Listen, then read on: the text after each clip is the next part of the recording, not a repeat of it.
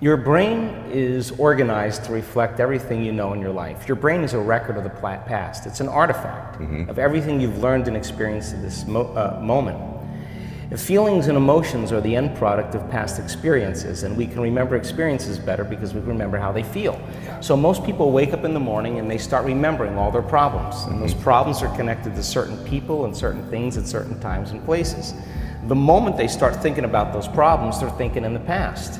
Those problems have an emotion associated with them, and the moment they start feeling those emotions, the body, as the unconscious mind, doesn't know the difference between an experience that's creating an emotion and the emotion the person's fabricating by thought alone. Now, thoughts are the language of the brain, and feelings are the language of the body.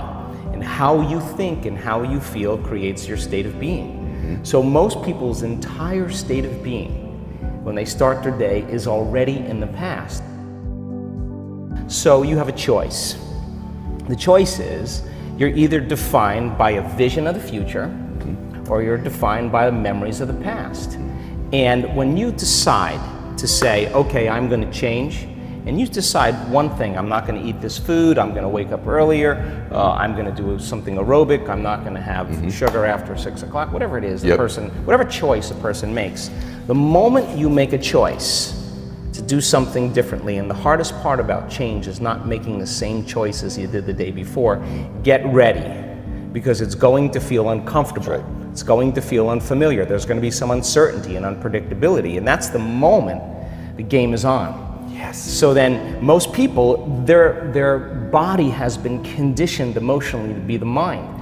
So now the body says, wow, I'd rather hang on to my guilt than take a chance and possibility. I'd rather live in fear than trust in the unknown. So once the person feels uncomfortable, the body goes, whoa, wait a second, we're out of the program here, and body starts influencing the mind. That's right. So it says, start tomorrow, you'll never change, you don't have the money to do this, you're not good enough, your mother told you were this, your father's fault, it's your ex's fault, you know, all of the voices that come up. Now here's the deal, if you respond to those voices, those same thoughts as if they're true, by the way, they're always going on behind the scenes of your awareness, but now they're amplified because you're outside your comfort zone.